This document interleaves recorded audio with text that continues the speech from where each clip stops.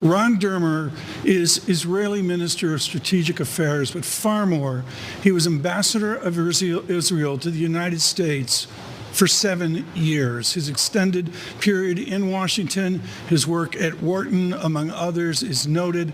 And to have Ambassador Dermer with us, John, with his experience across all of a decade is important. Minister, thank you for being with us this morning. And I think first and foremost, we have to extend our deepest sympathies to you and the people of Israel. Our first thoughts go to the hostages, the scores of hostages that were taken over the weekend. And as you know, there are some reports at the moment in the media that we'd love to get an on-the-record response from you on. This from Reuters a little bit early this morning, that Qatari mediators have held talks with Hamas officials to try to negotiate the release of Israeli women and children held in Gaza.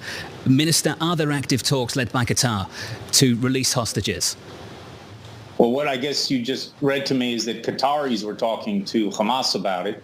Israel's not been negotiating with anybody. Has Qatar spoken to you about the release of hostages and their role they might play as a mediator? As I said, what the Qataris speaking to Hamas and talking about different things. Look, people are outraged by what happened. I'm sure you're outraged. I appreciate the condolences. I know they're heartfelt and they're deeply appreciated. We haven't seen something like this, even in the Middle East, which, as you know, has a lot of brutality and savagery in it. We haven't seen savagery like this since ISIS. When you have killers, scores of hundreds, really, of terrorists who invaded Israel on Saturday morning in trucks with AK-47s and just mowed down people who were at a dance festival, went into people's homes, killed whole families, kidnapped children, women, elderly. This thing is sick and it's savage, and you really have a battle between the forces of civilization on the one side and the forces of barbarism, and civilization is going to have to win. And that's exactly what we're going to do in the days ahead. And as you heard from Secretary Blinken, it may take some time, but we're going to exact such a high price that not only will Hamas never consider doing this again, I think none of Israel's enemies are going to ever think about doing something like this again. You know, the feeling of euphoria on the other side, Israelis, those of a certain age, remember 1973, when a surprise attack was launched against us on 2 different fronts. There was euphoria then for a few days, but then Israel turned the tide. And the end of the war looked very different than the beginning of the war, and this is exactly what's going to happen now. Minister, based on what you've just told us, can we just assume then that a full ground invasion is inevitable? We're going to do whatever we have to do to send a lesson that they're going to understand for many, many decades. Not just Hamas, not just the other terror organizations in Gaza, but all the terror organizations and all the enemies of Israel, and Iran is the biggest enemy of all, and they're pulling the strings behind the scenes, giving money, giving weapons, having meetings to try to coordinate attacks in Israel. And as I speak to you, Iran is trying to push other people into the theater of war. We're going to have to send a message to everybody, because Israel, you know, as you know, we're a tiny country. We're about the size of New Jersey. America's about 40 times the population that we have, which goes to show you how heinous the attack was yesterday. Because when you have maybe 1,000 people in Israel who were killed on a single day, and your population is 40 times the size, it's around 40,000 Americans. That's more than 10 9/11. So you can imagine the sense of disgust that we have. We have to send a message to all of Israel's enemies, because we're a strong country, but we're tiny, and we can go from strength to vulnerability.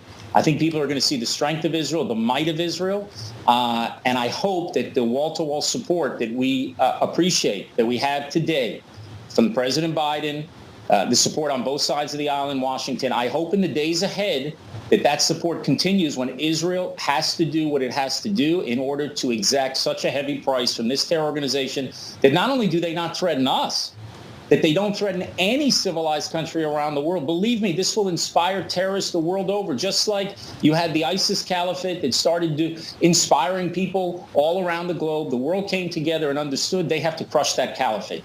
We have a force like that right in our backyard, not thousands of miles away, but right in our backyard, a few meters over the borders, and we're going to have to crush both their capability and also their spirit. They will rue the day 2 days ago. We're going to remember that day. Israel will always remember that day, but all the terror organizations around us are going to remember this period for a very long time, and the critical miscalculation that Hamas made, thinking that it was going to be business as usual in Israel. Believe me, it is not. The people are outraged, and they have awoken not a sleeping giant, but a sleeping Maccabee. And they're going to see it in the days and weeks ahead. Minister, you mentioned Iran. Have you seen personally, or are you aware of, any evidence that Iran was directly responsible and helped coordinate these attacks over the weekend? Well, let me tell you what we do know for sure. We know for sure that Iran provides the last numbers I saw, 93% of the military budget of Hamas is provided for by Iran. They are trying and have worked to put weapons, not just into Gaza, but also in Judea, Samaria, the West Bank. They also support Hezbollah, as you know, on our northern border. We know that as a fact. We know that Iran has coordinated meetings with all of its terrorist proxies in the region, Hamas in Gaza and another terror organization, Palestinian Islamic Jihad in Gaza, and Hezbollah, almost a kind of joint operations, I don't want to say joint operations center, but coordinated meetings. There was one question that I'm sure you're interested in. Did they know about this beforehand? Initially, we didn't think that they did. Now there is some evidence that they might have known about it. We are working to verify that evidence. That's why maybe there's some conflicting reports in the press that we don't exactly know. But now that we're looking back and we're looking at all of our intel and seeing exactly what the situation is, it's still not clear to us, but they might have done it. But I have to tell you, they are working right now to bring more and more terror groups into this fight. So everyone has to know it. And it's important not just, I think, to stand unequivocally with Israel against Hamas, to call for freeing the hostages, but also to stand unequivocally against Iran. You know, there's going to be the UN Security Council can tomorrow, Europe, France, Britain, Germany, they can work to snap bang the UN sanctions, the Security Council sanctions against Iran. You have to enforce oil sanctions against Iran. They're exporting a lot of oil. They're getting a lot of money, tens of billions of dollars. It's time that the world unites against Iran, because what you're seeing today is a tentacle of an Iranian octopus. And we have to not only cut off the tentacle, we have to deal with the regime that is sending them. And I hope that the world will stand with Israel, as I said, in the days and weeks ahead, to reverse this and turn it into a victory against terrorism and barbarism. Minister, we have some news to work through on our side, and I'd love to continue this conversation with you at the same time. According to the CBS White House reporter, at least 9 Americans were killed in Israel. As I'm sure you know, this goes beyond the people of Israel. The whole world is looking at this moment. Just on Iran, you mentioned that you may have some evidence that implicates Iran directly for the operations that took place over the weekend. Could you share with us the nature of that evidence? Unfortunately, I can't. If I could, I would, but I can't, and we're going to have to look through it. Now, our working assumption is that they may have. Our working assumption a couple of days ago was that they hadn't known about it directly. Now it is unclear, and we'll have to wait to verify it. And, you know, when we make an official statement, we'll make an official statement. But we have to work through that right now, because I want to make sure that when I say it, we know with 100% certainty. Now that is our working assumption. We did hear this from the Wall Street Journal, that Iranian security officials helped plan Hamas's attacks and gave a green light for the assault at a meeting in Beirut last Monday, according to senior members of Hamas and Hezbollah. Are you aware of a meeting that took place in the last week between Iran and leadership of Hamas and Hezbollah? They have meetings all the time. It's not secret. You can see pictures of them meeting with Iran leadership, the leadership of their Iranian Revolutionary Guard leadership, their Quds Force leadership, meeting with these other senior officials. So they've had many, many, many meetings over the last few months, and they work very hard. What is Iran trying to do? Those of you viewers who know the map of the Middle East know that Iran supports the Shia militias in Iraq. They're trying to establish a beachhead, a terrorist beachhead against Israel in Syria. They support Hezbollah in Lebanon, which is the northern part of Israel. They support both Palestinian Islamic Jihad and Hamas in Gaza. Right. They support the Houthis in Yemen, and what they're trying to do is put a noose around Israel's neck with all of these terror groups there. And we have to make sure that we break out of that noose and deliver such a mighty blow that they're not going to forget it for generations. Ambassador, I want to take your years of experience here, and it's outside your remit, but I'm sure it's something everyone wants to know. I can't get my head around how Israel invades the Gaza Strip. Do you anticipate substantial bombing and air attack, or are we ready for some definitive, original building-to-building urban warfare in Gaza? Well, because I'm a member of the Security Cabinet, I'm not going to discuss that.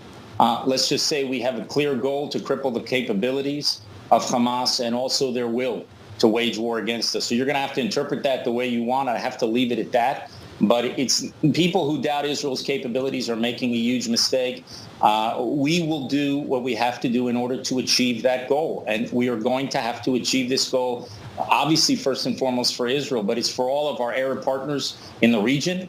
Believe me, put aside all of those statements that are made by foreign ministries in the region, and some of you may have conversations with officials from the Middle East, and they may tell you a very different story about Israel than they may be saying publicly. There have been times in the past where Israel has fought with these terror organizations, and the ones who are rooting for us, usually first and foremost, are these Arab states who are threatened by these jihadi forces. Whether it's a Shia jihadi force or a Shia group like Iran and its proxies, or a Sunni group like Hamas, they don't want these forces of barbarism to win because they threaten them. Ambassador, and this is very just one thing, if I may. This is also very important for the pursuit of peace eventually, because no one is going to make peace with the weak. We have to be very strong, and it's strength that is actually going to improve our chances to reach an historic peace agreement with Saudi Arabia, which I have no doubt is one of the reasons why this action was taken at this time. For our audience, Ambassador Dermer, can you triangulate the focus obviously on Gaza, but also now on the West Bank and a fractious northern border with Lebanon? How will Israel affect a three-front war? Well, we have to ensure that our force structure is done in a certain way that we can deal with any threats that would materialize. And you say quite rightly, we have issues on the northern border.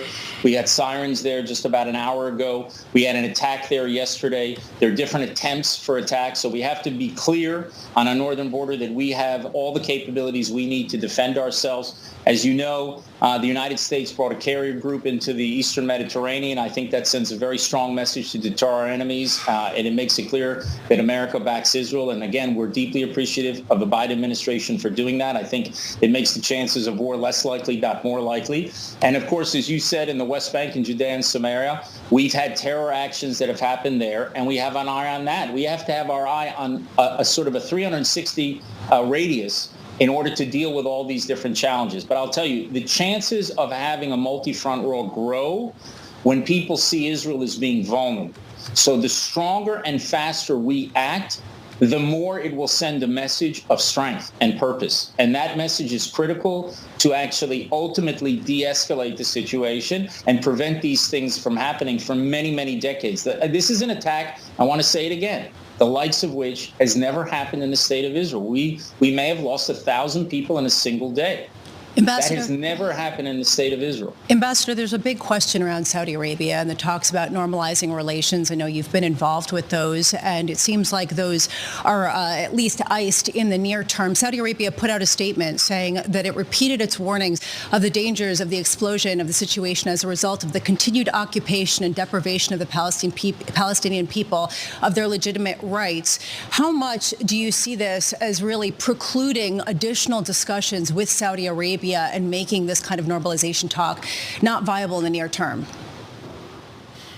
Well, a lot of people were surprised by the Abraham Accords, a few years ago when no one thought that could possibly happen. But Israel proved itself, its strength, frankly, its security strength, its economic vitality. I think that's what made those accords ultimately possible. I think the critical question of whether we're going to be able to achieve this historic peace with Saudi Arabia that pushes the whole Arab-Israeli conflict into a completely different place and can lead to a broader reconciliation between Muslims and Jews as well. The critical factor will be how Israel emerges from this fight. Or do we emerge as a victor? Because people make peace with winners. People make peace with the strong. They do not make peace with the weak. And that will be the critical factor. I'm telling you, take all the statements, all the diplomatic statements that have been made, put them aside. It's not relevant.